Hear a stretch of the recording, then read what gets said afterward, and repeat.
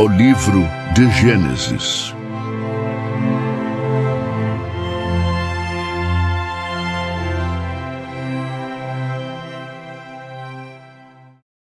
Abrão observava os anos passarem, sem que a promessa de Deus se cumprisse. Sarai, sua esposa, continuava estéril, e a impaciência começou a crescer em seu coração. Se Deus prometera descendência, mas o tempo apenas lhe mostrava o contrário, será que deveriam agir por conta própria? Movida pelo desespero e pela cultura da época, Sarai tomou uma decisão drástica. Ofereceu sua serva, Agar, para que Abrão a tomasse como mulher e gerasse filhos através dela. Assim, a serva egípcia engravidou, e o que deveria ser solução se tornou caos. O desprezo cresceu entre as mulheres, e Sarai, ferida pelo orgulho da serva, tratou-a com dureza. Humilhada, Agar fugiu para o deserto. Foi ali, no silêncio árido, que um anjo do Senhor apareceu e a chamou pelo nome. Volte para sua senhora e seja submissa a ela. Multiplicarei sua descendência de tal forma que não poderá ser contada. Agar, surpreendida, deu ao lugar o nome de O Deus que me vê, e retornou. Seu filho Ismael nasceu, mas ele não era o filho da promessa. Os anos passaram, e Abrão agora era um homem de 99 anos. Em uma noite, Deus lhe apareceu de novo, mas desta vez não era apenas uma promessa, era uma aliança irrevogável. Eu sou o Deus Todo-Poderoso.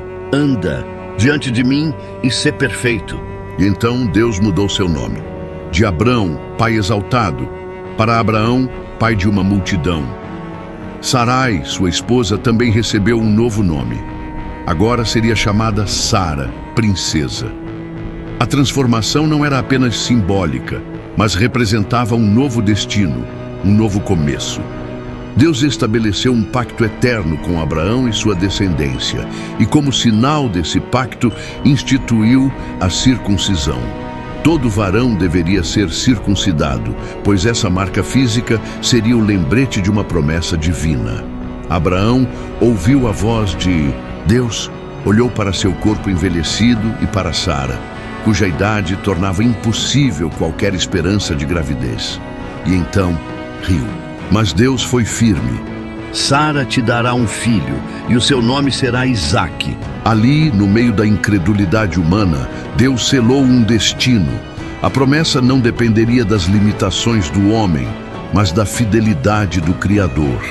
Abraão, agora marcado pela aliança, seguiu adiante. Não apenas como pai de uma família, mas como patriarca de uma nação, cujo legado ecoaria pela eternidade.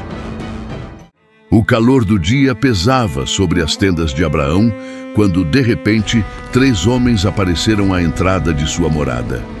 Sem hesitar, o patriarca correu para recebê-los, oferecendo-lhes descanso, água e alimento. Mas aqueles visitantes não eram homens comuns, eram emissários divinos, e um deles, o próprio Senhor. Enquanto comiam, uma revelação ecoou no silêncio do deserto. Daqui a 1 ano, Sara terá um filho. Oculta atrás das cortinas da tenda, a esposa de Abraão riu. Como poderia uma mulher tão velha dar à luz? Mas Deus ouviu seu riso e declarou: há algo impossível para o Senhor? Com a promessa estabelecida, os visitantes se levantaram e olharam para o horizonte. O clima mudou e um peso invisível pairou sobre a conversa. O Senhor então disse: o clamor de Sodoma e Gomorra é grande e seu pecado gravíssimo. Descerei para verificar.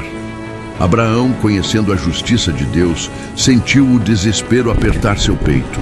Ele sabia o que aconteceria se aquelas cidades fossem julgadas. Mas haveria esperança. Haveria justos o bastante para deter a ira divina. Com humildade, ele aproximou-se do Senhor.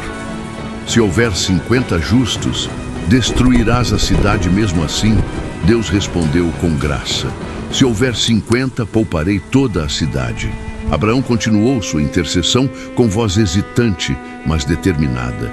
E se fossem 45, ou 30, ou 20, e se apenas 10 justos fossem encontrados? Cada vez Deus respondia: se houver 10, pouparei. Mas a tragédia se aproximava. Não havia 10 justos em Sodoma. O destino da cidade estava selado. Abraão observou os visitantes partirem, e a noite caiu com um peso sobre seu coração. A história não era apenas sobre juízo, mas sobre o clamor de um homem pelo mundo perdido. Um homem que ousou interceder, que não aceitou a condenação, sem lutar pela misericórdia. E mesmo diante da destruição iminente, a justiça de Deus se manifestaria de um jeito que mudaria o curso dos acontecimentos para sempre. A noite caiu sobre Sodoma, e o perigo pairava no ar como um veneno invisível. 2 visitantes misteriosos entraram pelos portões da cidade e foram recebidos por Ló, que, ao reconhecê-los, insistiu para que se hospedassem em sua casa. Ele sabia que aquela cidade, mergulhada na corrupção, não era segura para estrangeiros. Mas Sodoma não perdoava aqueles que não compartilhavam de sua perversidade. Antes que a noite avançasse, uma turba enfurecida cercou a casa de Ló, exigindo que os visitantes fossem entregues a eles. O coração de Ló disparou. Ele implorou por razão, tentou oferecer alternativas impensáveis, mas a multidão não cedeu. Foi então que os anjos revelaram sua verdadeira natureza. Com um gesto, cegaram os homens violentos e os dispersaram. Mas não vieram apenas para escapar da fúria da cidade, vieram para anunciar sua destruição iminente. Fuja por sua vida, não olhe para trás, nem pare, ordenaram a Ló. Com pressa, ele tentou convencer sua família, mas seus genros zombaram da advertência. Pela manhã, os anjos o tomaram pelas mãos, junto com sua esposa e filhas, e os arrastaram para fora da cidade. Corram para os montes, alertaram. O céu começou a se tornar sombrio, carregado por uma fúria divina, impossível de conter. Então, o fogo caiu. Chamas e enxofre engoliram Sodoma e Gomorra, e toda a sua maldade foi consumida em um julgamento ardente. Mas no meio da fuga, um erro fatal aconteceu. A esposa de Ló, tomada pelo apego ao que deixava para trás, virou-se para olhar. No mesmo instante, seu corpo endureceu, transformando-se em uma estátua de sal. Enquanto a fumaça subia aos céus, Ló e suas filhas se escondiam nas montanhas, observando de longe o cenário apocalíptico. Tudo o que conheciam havia desaparecido. Mas não apenas uma cidade, e sim um aviso eterno de que há momentos em que olhar para trás pode significar nunca mais avançar.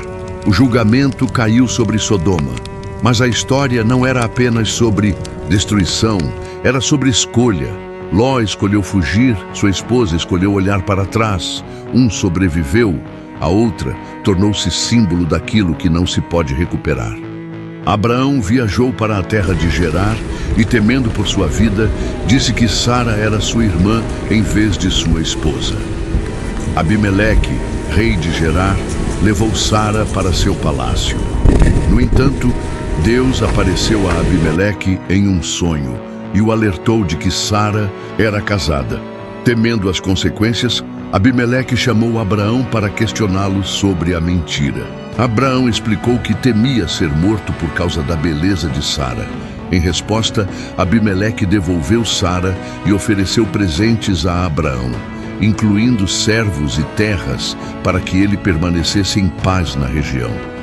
Além disso, Deus curou Abimeleque e sua família, que haviam sido afetados por enfermidades desde que Sara foi levada ao palácio.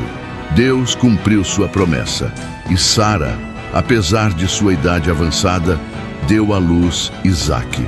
Abraão, cheio de alegria, circuncidou seu filho no 8º dia conforme a ordem de Deus. Sara expressou sua felicidade, dizendo que todos que ouvissem sobre o nascimento ririam com ela. No entanto, conflitos surgiram quando Ismael, filho de Agar, começou a zombar de Isaque. Vendo isso, Sara exigiu que Abraão expulsasse Agar e Ismael. Relutante, Abraão consultou Deus, que lhe disse que Ismael também seria uma grande nação. Agar e Ismael foram enviados ao deserto, onde Deus providenciou um poço de água e reafirmou sua promessa de tornar Ismael um líder de um povo poderoso. Abimeleque reconheceu que Deus estava com Abraão e, para garantir paz entre eles, procurou formalizar um pacto.